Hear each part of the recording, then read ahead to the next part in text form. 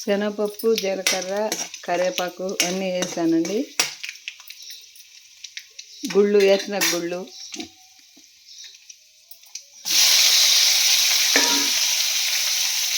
ఉప్మా చేసుకుంటున్నాయి రోజు టిఫిన్.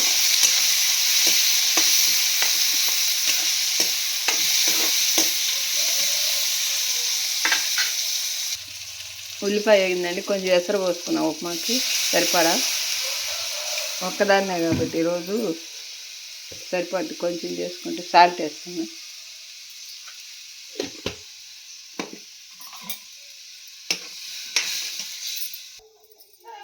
రవ్వ వేసుకున్నామండి, ఇంకా నీళ్ళు కాగినాయి.